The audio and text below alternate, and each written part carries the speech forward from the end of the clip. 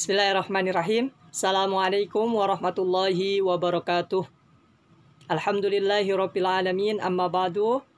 Teman-teman yang dirahmati serta dicintai oleh Allah Subhanahu wa taala, seperti biasa sebelum kita memulai pembelajaran, kita buka terlebih dahulu dengan membaca ayat Bismillahirrahmanirrahim. Bismillahirrahmanirrahim. Teman-teman silakan dibuka bukunya, disiapkan bukunya, diniatkan juga dirinya disiapkan untuk menerima pelajaran. Seperti itu. Adapun insya Allah pada pagi hari ini kita akan melanjutkan pembelajaran atau materi yang sebelumnya. Kita telah masuki bab ketiga, yaitu seputar kelahiran baginda Nabi Muhammad SAW. Allahumma sholli wa sallim wa barik alaih. Silakan dibuka bukunya terlebih dahulu di halaman 40.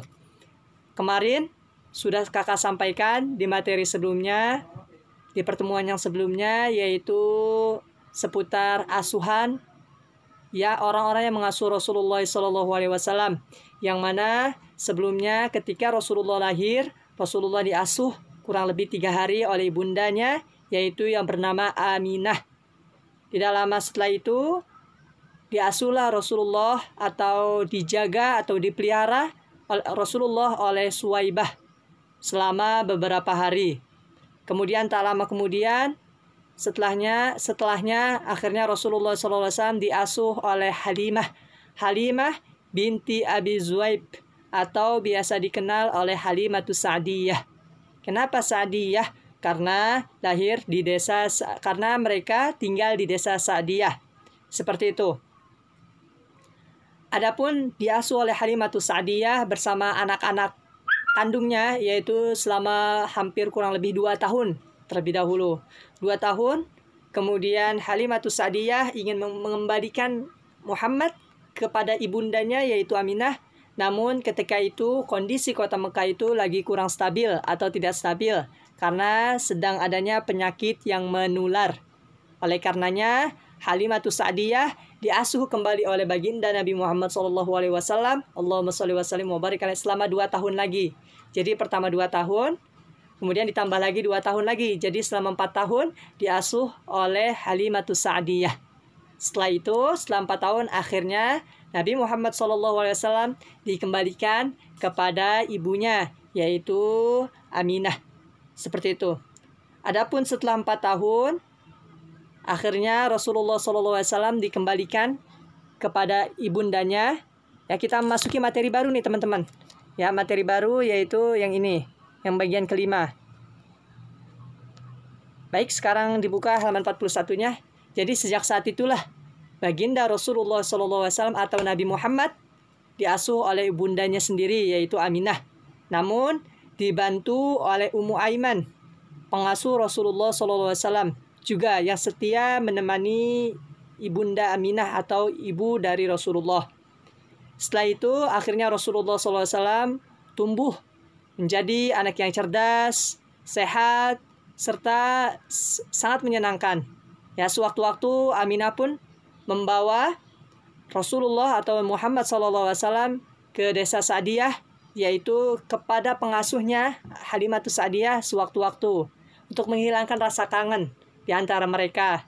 Ya, seperti itu. Adapun ketika Rasulullah SAW di umur yang ke-6 tahun, Rasulullah diajak atau Nabi Muhammad diajak oleh ibundanya, yaitu Aminah, berserta Ummu Aiman, yaitu pengasuh Rasulullah, untuk pergi ke Yastrib, atau sekarang disebut dengan Madinah.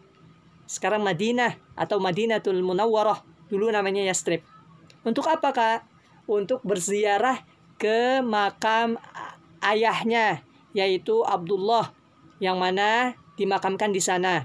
Sekaligus Nabi Muhammad beserta ibundanya, yaitu Aminah, sekaligus ingin bersilaturahmi kepada keluarganya yang tinggal di kota Yastrib. Seperti itu. Adapun setelah mereka tinggal kurang lebih 1 bulan di kota Yastrib, setelah ingin pulang dalam perjalanan, ibunda Rasulullah yaitu Aminah jatuh sakit. Kemudian sakit itu menjadi lebih parah hingga menyebabkan ibunda Rasulullah atau ibunda Nabi Muhammad yaitu Aminah akhirnya hingga wafat. Dan di perjalanan oleh karenanya dimakamkan di desa Abwa, yaitu suatu desa di antara kota Mekah maupun di kota Madinah. Jadi di tengah-tengah perjalanan antara kota Mekah dan kota Madinah, yang mana kota Mekah merupakan tempat tinggalnya Rasulullah, kemudian ke Madinah yaitu untuk silaturahmi maupun untuk berziarah ke ayahnya. Ketika pulang di perjalanan di tengah-tengah, ini ternyata Aminah ibunda baginda Nabi Muhammad ternyata sakit dan menyebabkan wafat. Akhirnya Aminah dimakamkan di situ. Oleh karenanya Rasulullah ketika masih kecil itu sangat sedih. Ya, sangat sedih hati Rasulullah ketika kecil. Karena mengapa? Karena kenapa, Kak? Karena di usia yang terbilang sangat kecil, yaitu dalam usia 6 tahun, ketika usia 6 tahun, Rasulullah SAW atau Nabi Muhammad SAW telah menjadi yatim dan piatu. Yaitu yatim, tidak memiliki ayah atau telah wafat ayahnya. Kemudian adapun piatu yaitu ibunya yang telah wafat. Ayah Rasulullah wafat ketika Rasulullah dalam kandungan. Adapun ibunda Rasulullah yaitu Aminah yang sangat mencintai Rasulullah juga wafat ketika Rasulullah atau baginda Nabi Muhammad pada usia 6 tahun. Seperti itu. Adapun setelah itu akhirnya Rasulullah SAW atau Nabi Muhammad SAW akhirnya diasuh oleh kakeknya yaitu Abdul Muthalib. Ya, jadi Abdul Muthalib ini mengasuh Rasulullah SAW dan merawat Rasulullah SAW dengan penuh kasih sayang seperti anaknya sendiri, seperti itu. Namun di sini, kakek Rasulullah juga sama. Tidak lama setelah mengasuh Rasulullah, yaitu kurang lebih 2 tahun, kakek dari baginda Nabi Muhammad juga wafat, yaitu pada usia 8, maksudnya Nabi Muhammad pada usia 8 tahun, adapun kakeknya wafat pada usia 80 tahun. Oleh karenanya Rasulullah kehilangan kembali, yaitu orang yang disayangi, orang yang melindunginya, serta orang yang senantiasa mendampingi Rasulullah SAW, yaitu kakeknya.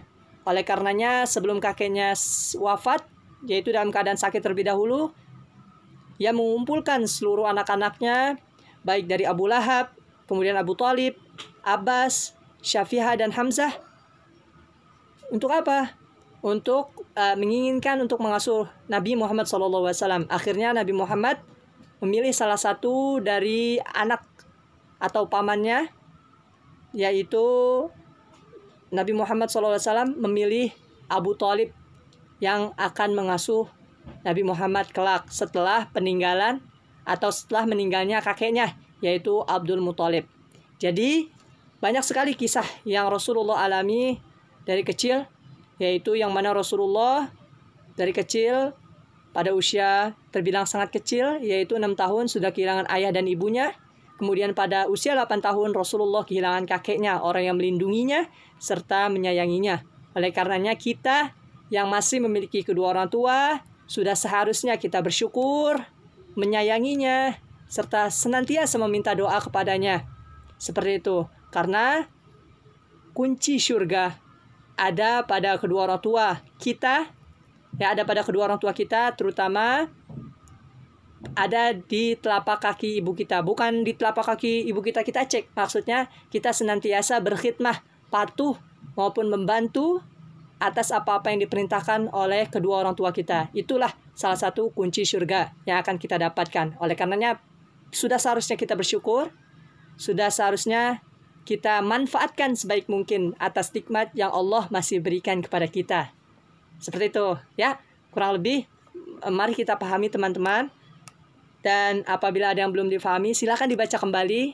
Apabila materi yang sebelumnya belum dipahami, silakan disimak dan lihat kembali di video yang sebelum-sebelumnya. Seperti itu. Kurang lebihnya kakak mohon maaf. Marilah kita tutup dengan membaca ayat Alhamdulillahirrabbilalamin. Alhamdulillahirrabbilalamin. Kakak meminta maaf atas segala kesalahan dan kekhilafan. Seperti itu. Apabila ada kata atau pengucapan yang salah, itu datangnya dari kakak. Apabila ada yang benar, itu datangnya dari Allah Subhanahu wa Ta'ala melalui lisan kakak. Seperti itu. Wabillahi taufiq wal hidayah, wa ridha wal inayah. Assalamualaikum warahmatullahi wabarakatuh. Terima kasih.